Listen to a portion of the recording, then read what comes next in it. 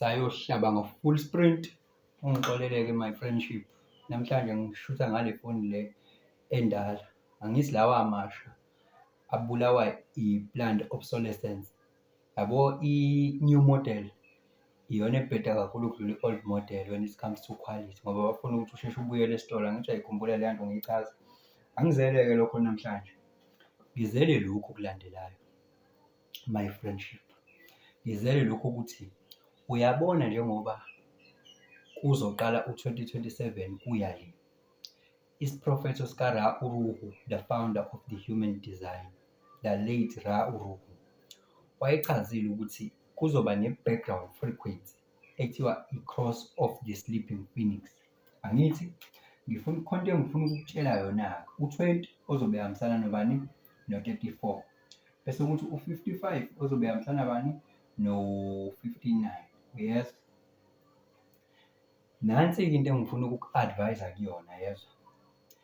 I-individualism le, yes, self-survival, yes, i-individual and self-survival, le background frequency ezobe idlala emhlabeni. This is the global cycle eqala ngo-2027. Yes, after every 411 years kuyashifta emhlabeni i-background frequency. Nakho-ke ngifuna ukuthi uzipositione ngakho, awufunde ukuba uwena, ngoba uzobona sengazuthi abantu bayaqhela kuwe, kanti abantu sebenaka iy'ndaba zabo, sebemayinde iy'nto zabo. Awufunde futhi ukuphila authentically, ungabi ingcelibane, ungancithezi, ungafuni ukuthandwa. Awufunde ukuphila iqiniso lakho. Yes, la emhlabeni izokukhombisa lento ukuthi we are here, we are individuals playing this role together. Yes, we are what we are. Angazi noma kuyabonakala lapho. We are individuals playing this role together. Yabo lento engiyibhalile ibhola leli ibhola leli. Yabona uma ukuthi isikhumba lesi ilamapheshe lawa, lamapheshe ebhola lawa, yabo lamapheshe lawa, ipheshe nepheshe la lihlukile, lidlala umsebenzi ohlukile, kodwa ekugcineni ewonke akha lento ekuthiwa ibhola. Uyayizwa leyo nto? Ewonke akha lento ekuthiwa yini? Ibhola. Each we have different pages, la ngabe ama-pages noma ngizothini, kodwa wona these snapshots or napkins, they are just connected like this to make one thing. Nathi-ke we are just individuals, we are playing different roles, just like ku-music kukhona i-guitar, khona i-keyboard, khona i-drum, khona i-hi-hat, khona i-snare, khona i-percussion, khona i-hits. Yayizwa leyo nto? Lezi zinto zonke azifani, kodwa uma usuyifaka usuzididiyela, it's a very beautiful sweet symphony. Yayizwa leyo nto?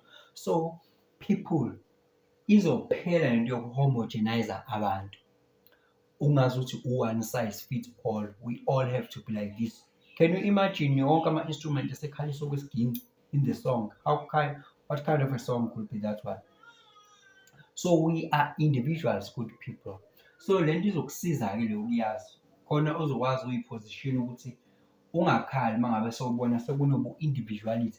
Ungasho ukuthi shuthi lento isho ukuthi ubuntu buyaphela yini noma siya-disintegrate. No, kukhona u-55 we-spirit, kukhona u-59 we-intimacy. We are going to connect on an intimate level, not a lousy one, on a very intimate and being vulnerable to one another. The gate of spirits, yes, the spiritual abundance, that's what will happen. So connect, but in a different way than this one, not being institutionalized. So la, it's all about living your individuality, self-survival and self-sufficient. Yes, what do I need to do to survive? What do I need to know to survive? Self-survival, being you, being yourself. So ngizocela ukuthi-ke help yourself, zisize phila iqiniso lakho, phila ubu-individuality bakho, ukwazi ukuthi uwedwa nje uzikhona uwedwa. Before omunye umuntu efike kube ukuthi uzokunyorisha because wena you already know how it's like to be you, and don't like bend your wheels trying to fit into small boxes that people create for you. Don't try to do that. But aside it ukuthi ngisayo full sprint angithi so chatha ne